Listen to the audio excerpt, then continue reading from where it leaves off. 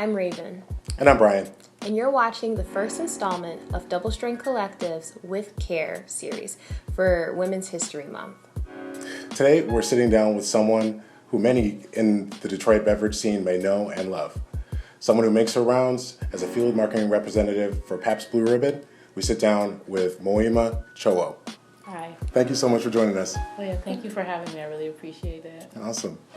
Awesome. So, Mo, tell us a little bit about yourself, being a PBR rep and everything else. Okay, my name is Moima Chowoe. I go by Mo.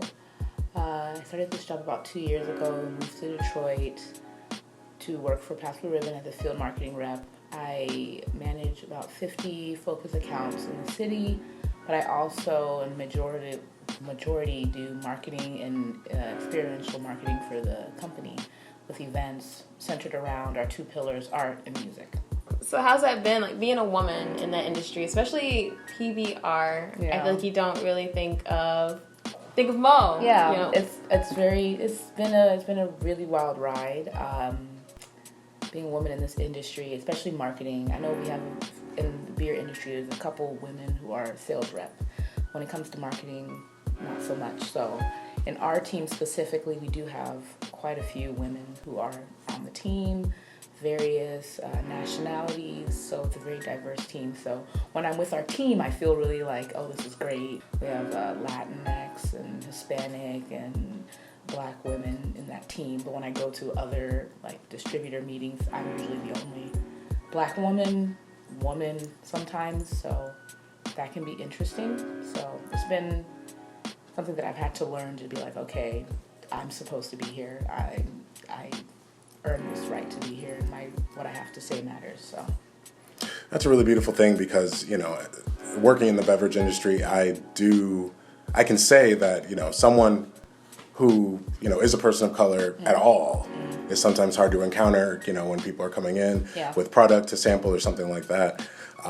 But to see, an African American woman, is something that is very, very rare. Oh yeah. Do you think that experience has kind of shaped how you approach your job or how you approach new accounts? Oh yes, it honestly depends on the account. Some accounts I walk in there very easy to work with, definitely on board to any of the ideas that I have. Some accounts it takes them a little longer to warm up to me, and so I used to be like, why is it like, what's the issue, and is it about me? Because I have had the encounter where I'm like, oh, this is because I am Black, or this is because I am a woman, and like not to let that tear you down and make you give up, I guess, with whatever you're doing. Yeah, and that's kind of a universal hurdle, I think, right? Especially in this industry, like there's always going to be someone that wants to challenge you because, oh, you're a woman, you don't know anything. Yeah. And then being a Black woman, oh, you definitely don't know anything. So.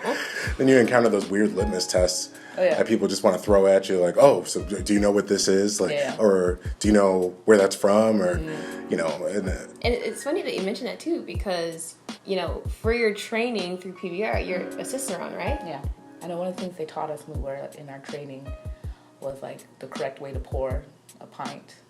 I would just like take it and start to foam up, and it's like, oh, whatever. Yeah, pretty much. And then how to do that, and how to properly store it, and tasting, like the difference between like, oh, draft taste and how can taste and how a bottle tastes and things like that. Like before I got this job, I never used to drink beer, and when I started getting the job, I started to learn a little bit more about the history of beer and why is it that, there's not a lot of Black people behind it, because just in its nature, it wasn't something that was offered to us. It wasn't something that we were taught, especially, slavery and everything like that. People just weren't taught that, so it was not like seeing something open and readily available.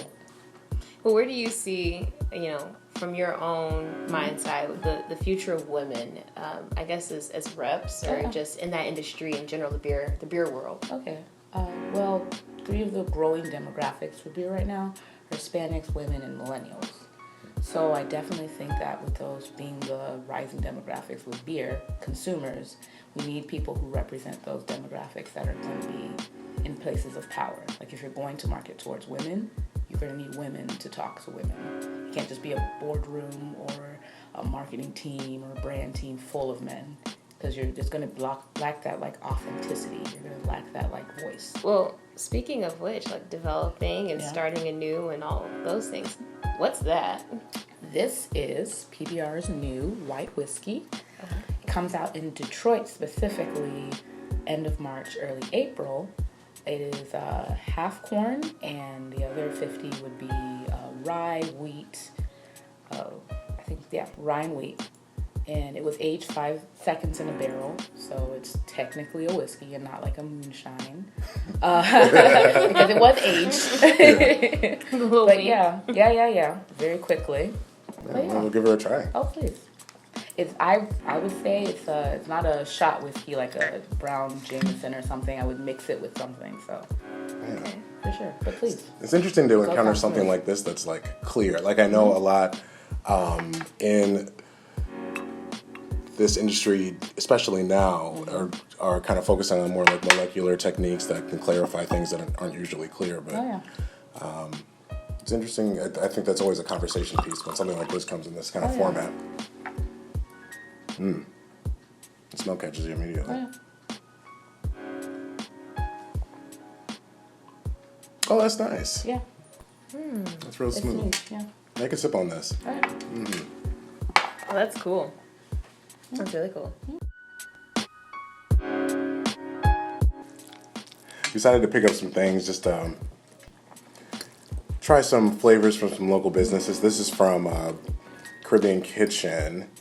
It's right off there, McNichols, right off the freeway. It's really good. Family owned. Well, now that we're like eating all this delicious food, what can you tell us about the best dining experience that you've had ever? Well, I've been thinking, I don't have a best dining experience. I can't honestly say one food that stands out to me. But I'll say like elements of a great dining experience to me. So I love it if it's like well decorated and the lighting's just perfect, like low enough, but not too low that you're like, what's happening? I can't see anything. A great bathroom. I know that's really weird. I like just how the staff looks and feels. So I've had different like places that are like amazing food-wise for me, like favorite cities. So I love Chicago's food scene. It's really great. Tampa, another one that's like surprisingly great. I know, surprisingly really great. Columbus, they're up and coming, but I'm kind of biased probably. Maybe a just a little bit. And then Detroit, like I've had some really, really amazing food here. Is there any place in Detroit that like consistently hits those marks for you? Let me think. I like Merrill. Oh, nice. I like Merrill if I'm thinking like I'm gonna take myself out somewhere and get something good. I've gone for breakfast, I've gone for lunch, I've gone for dinner, and I'm never disappointed.